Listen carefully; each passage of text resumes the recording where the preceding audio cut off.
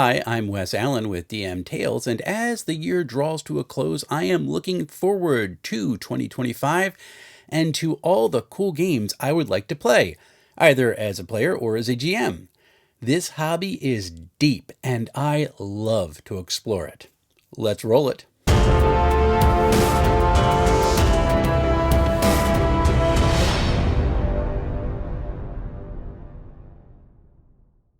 Okay, this is a bit of a cheat because my real goal is to play Sentinel Comics RPG sometime before New Year's. The way this game is designed just speaks to me. It feels like a comic book, and the gyro system, taking action through green, yellow, red, out, is something I can visualize because of all the comic books I read as a kid. I just enjoy how it's presented and how it is purported to play, and I really want to bring it to a table. I know I'm going to get to play Crown and Skull in 2025 because I'm signed up to play it at page 2. Now, I've heard amazing things about this system, and I love Runehammer's work in general, so I know I'm going to appreciate it. I just suppose I should start reading the book before page comes around. I would have run Knave 2E in 2024, but I opted to try something other than dungeon crawling for a lunch group. I went with superheroes instead. So in 2025, I'm looking forward to trying out a one-shot of Knave 2E to see how folks take to it. I love the wound system in this game, which is why I want to try it out, and I'm really excited to do so. Tales of Argosa is an update to the excellent Low Fantasy Gaming by Pickpocket Press.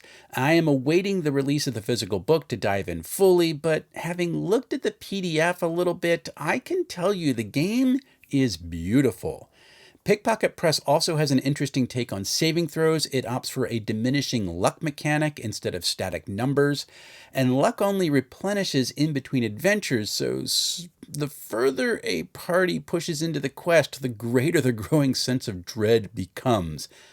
I would love to take a couple of months to test this game out, and it looks like I'm going to get to do that in 2025. I read The Electric State in about a day once I picked it up to read. The lore is compelling. It's also way creepy. It runs off of a modified Year Zero engine, so the mechanics are simple and just easy to communicate and pick up. The emphasis on character motivation and journey are also themes I find appealing. But my biggest struggle with this game is that it just feels too real the way society is right now, so it might be a little bit too terrifying. I'm still going to check it out, though. I reviewed the PDF of Land of Eem and was quite taken with this game. It's filled with subversive themes and humor.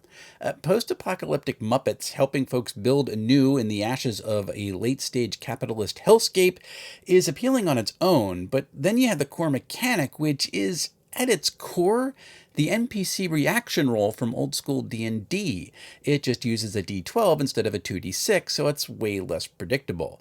The books are shipping soon, and if I can run a session or two early in 2025, I may try to make this an offering at EcclesiaCon in March, so keep your eyes open. The Heroes of Cerulea book looks like an NES cartridge. The graphics are pixelated and feel like a cross between 8 and 16-bit graphics, and the mechanics are a pure video game. You defeat a monster, it dissolves, but it may leave a drop. You fall off an edge, you lose one heart and appear back on the platform. If the party suffers a TPK, the party starts again at the start of their last area with all their progress saved. It's old school Zelda, and dang it, I want to play it. I love Easy D6, and Wasted World takes it into a Mad Max meets Gamma World post-apocalyptic wasteland.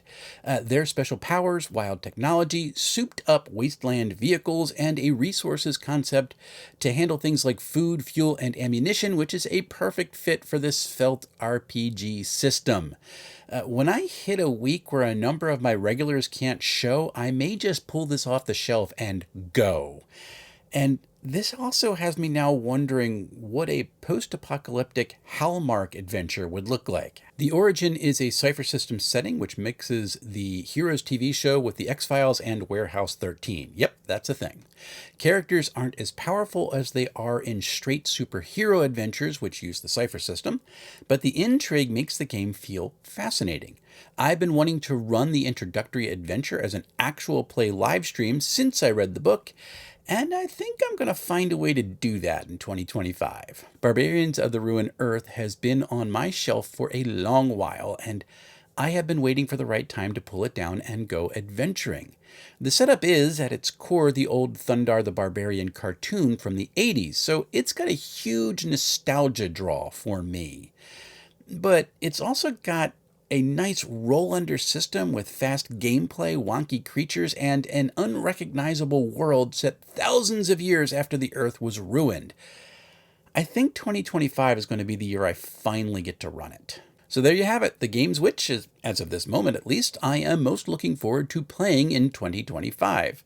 Now, there's 4 post-apocalyptic games on this list, which probably speaks to my growing sense of dread for civilization as a whole, but at least they're fun, and I am not sure what that statement says about me at all.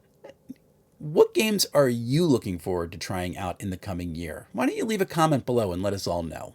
As I mentioned, I'm going to be at the Philadelphia Area Gaming Expo in January, all day Friday and Saturday, so if you're going, let me know, because I'd love to meet some folks. I'm also ramping up a EcclesiaCon promotion, so expect to hear a lot more about that in the coming months. If you're in the Philly or South Jersey area, or you don't mind a drive, save March 28th through 30th on your calendar. It's going to be a lot of fun. And if you'd like to run a game or two at EcclesiaCon, I would love to have you. As for reviews, well, I'm going to find some time to sit down and write my review of The Electric State early in the new year, because that book has me chewing, and I love it when RPGs do that. I am also most of the way through the Path of Glory book for Dragonbane. That will be the next review after that. Following those two, I'm going to be stepping into a different realm to review a card game in the new year. I just need to find some time to force my friends and neighbors to play it as well as learn it myself. This is going to be a lot of fun in 2025. I'm looking forward to sharing it all with you. And until we see each other again, folks, happy playing, everyone.